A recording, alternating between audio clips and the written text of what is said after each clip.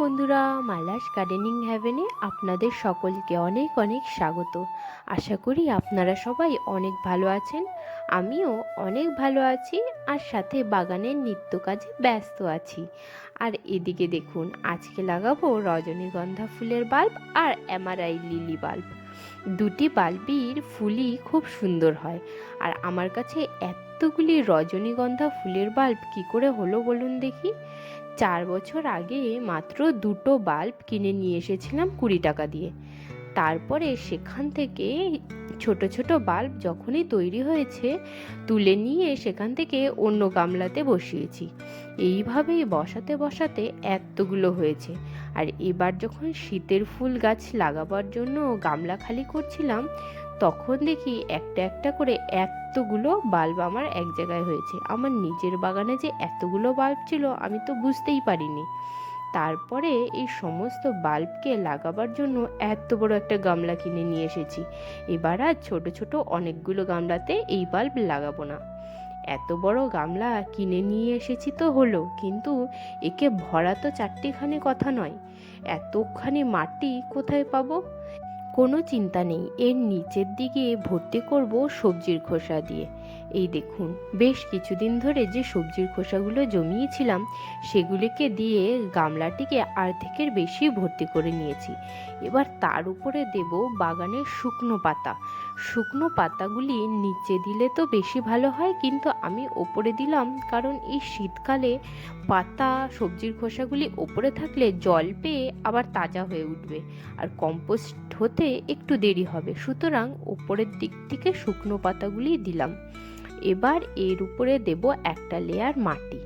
এই মাটিটা রেডি করার জন্য এই দেখুন, এখান থেকে নিয়ে এসেছি এই অ্যামারাইল লিলি ফুলের বাল্বগুলোকে আলাদা করে ওই বাল্বের গোড়ায় যে মাটিগুলো ছিল সেই মাটিগুলো এখানে নিয়ে নিয়েছি।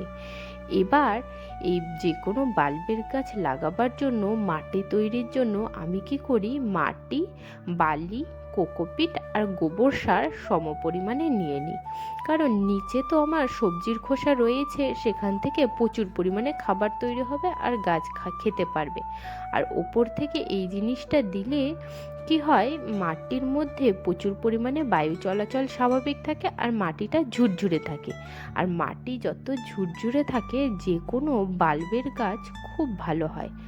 যেমন বাল্বের গাছের মধ্যে আপনারা হলুদ, আদা, তারপরে রজনীগন্ধা ফুলের বাল্ব, আলু, এই সমস্ত গাছ যখন লাগাবেন তখন সেই মাটির মধ্যে বালি, কোকোপিট এই সমস্ত মিশিয়ে দিলে মাটি প্রচণ্ড ঝুরঝুরে থাকে আর গাছও খুব ভালো হয়। আরে এই দিকে দেখুন, বাল্বগুলোকে তো নর্মালি খুলে খুলে রেখে দিয়েছিলাম তুলে গামলা থেকে। তো এইগুলোকে ডগা আর গোড়ার দিকটা কেটে কেটে সুন্দর করে বাল্বগুলোকে রেডি করে নিয়েছি। এই দেখুন, সমস্ত বাল্বের ওপরের দিকে আর নিচের দিকের বেশ কিছু শিকড় কেটে নিয়েছি। এবারে গামলার মধ্যে এই বাল্বগুলো নিয়ে হালকা একটু চাপ দিয়ে বসিয়ে দিতে হবে। ওপরের দিক আর নিচের দিকটা সমভাবে বসাতে হবে, উল্টোভাবে বসিয়ে দিলে কিন্তু হবে না। উপরের দিকটা ওপরে আর গোড়ার দিকটা নিচের দিকে করে ভালোভাবে সমস্ত বাল্বগুলোকে দেখুন আমি বসিয়ে নিয়েছি। এবার এর উপর থেকে আরও খানিকটা মাটি ছিটিয়ে দেব। তাতে কি হবে, বাল্বের গোড়াগুলি ভালোভাবে মাটির নিচ পর্যন্ত চলে যাবে। এই দেখুন, একটা লেয়ার মাটির দিয়ে দেব। দিয়ে আর কিছু করার নেই, এটার মধ্যে খালি জলের ছিটে উপর থেকে দিয়ে দিলেই হবে। এই দেখুন, এইভাবে সমস্ত বাল্বগুলিকে রেডি করে দিলাম। রজনীগন্ধা ফুলের এত সুন্দর গন্ধ হয়, ও আপনাদেরকে তো বলাই হলো না। এই যে রজনীগন্ধা ফুলের গাছটা দেখতে পাচ্ছেন, এটি ডবল নয়, সিঙ্গেল পেটেলড। আর এটার গন্ধ এত সুন্দর হয় যে কি বলবো। সন্ধ্যার পরে যখন আমরা ছাদে আসি, তখন দরজা থেকে ঢোকার পরেই গন্ধ পাওয়া যায় যে রজনীগন্ধা ফুল ফুটেছে।